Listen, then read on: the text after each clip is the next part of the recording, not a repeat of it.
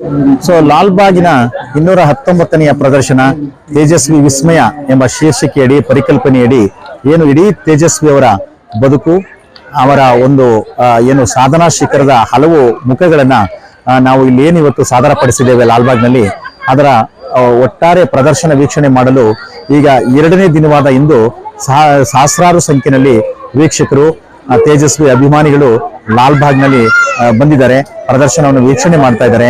ಕೇವಲ ಗಾಜಿನ ಮನೆಗೆ ಮಾತ್ರ ಸೀಮಿತ ಆಗದೆ ಲಾಲ್ಬಾಗಿನ ಸುಮಾರು 25 ಕಡೆ ವಿವಿಧ ಆಕರ್ಷಣೆಗಳಿವೆ. ಸೊ ಒಂದು ಕಡೆ 2ನೇ ರಾಷ್ಟ್ರೀಯ ಮರಗೆತ್ತನೆ ಶಿಬಿರ ನಡೀತಾ ಇದೆ. ಮತ್ತೆ ಈ ಕಡೆ ನಾವು ಪ್ರಪ್ರಥಮ ಬಾರಿಗೆ ಒಂದು ಟ್ಯಾಬ್ಲೋ ಮಾಡಿದ್ದೇವೆ. ವನ್ಯಜೀವಿಗಳಿಂದ ಕೂಡಿದಂತ 2 ಟ್ಯಾಬ್ಲೋಗಳು ಬಂದಿದೆ. ಅದರ ಜೊತೆಗೆ HD ಕೋಟೆಯಿಂದ ಒಂದು ಲ್ಯಾಂಟಾನಾದಿಂದ ಮಾಡಿದ ಬೃಹತ್ ಆನೆಗಳ ಮಾದರಿಗಳಿದೆ. ಮತ್ತೆ ನಂದಿ ಗಿರಿಧಾಮದಿಂದ ನಾರು ಬೇರಿನ ಬೃಹತ್ ಪ್ರದರ್ಶನ ಇದೆ. ಹಾಗೆ ತೇಜಸ್ವಿ ಪ್ರತಿಷ್ಠಾನ ಕೊಟ್ಟಿಗೆಹಾರದ ವತಿಯಿಂದ ತೇಜಸ್ವಿ ಅವರ ಒಂದು ವಿಶೇಷವಾದಂತಹ ಫೋಟೋ ಗ್ಯಾಲರಿ ಇದೆ. ಹಾಗೇನೆ ಗಾಜಿನ ಮನೆಗೆ ಅನತಿ ದೂರದಲ್ಲಿ ತೇಜಸ್ವಿ ಅವರ ಸಮಗ್ರ ಕೃತಿಗಳ ಒಂದು ಪ್ರದರ್ಶನ ಮತ್ತು ಮಾರಾಟ ಮಳಿಗೆಯನ್ನು ಕೂಡ ತೆರೆಯಲಾಗಿದೆ.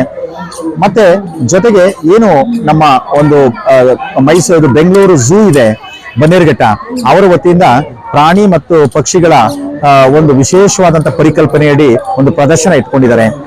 ಮತ್ತೆ ತೇಜಸ್ವಿ ಅವರು ಏನು ಜಪಾನಿನ ಪುಕಾವೋಕೋರ್ ಅವರಿಂದ ಪ್ರಭಾವಿತರಾಗಿ ಸಹಜ ಕೃಷಿಯ ವಿಚಾರಧಾರೆಗಳನ್ನ ಪ್ರಪ್ರಥಮ ಬಾರಿಗೆ ಅವರು ಮನದಟ್ಟಾಗಿ ಅದನ್ನ ಇಡೀ ತಮ್ಮ ಜೀವಿತ ಕಾಲಕ್ಕೂ ಕೂಡ ಸಾವಯವ ಕೃಷಿಯನ್ನ ತಮ್ಮ ನಿರುತ್ತರ ತೋಟದಲ್ಲಿ ಅಳವಡಿಕೆ ಮಾಡಿಕೊಂಡಿದ್ರು.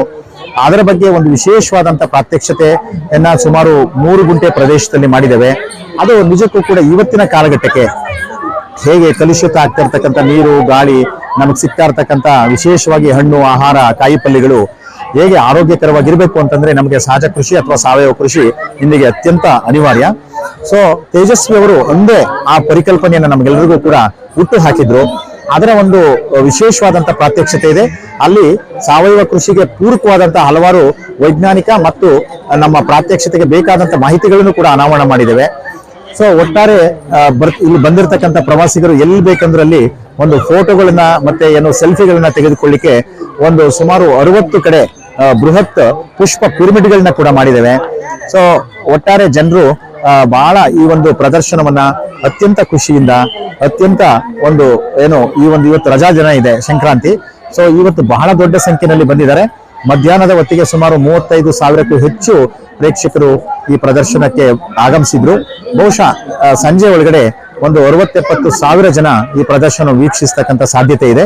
ಸೊ ಈ ಪ್ರದರ್ಶನ ಇನ್ನೂ ಕೂಡ ಸುಮಾರು 10 ದಿವಸಗಳ ಕಾಲ ಇರೋದ್ರಿಂದ ಜನರು ಇನ್ನೂ ಹೆಚ್ಚು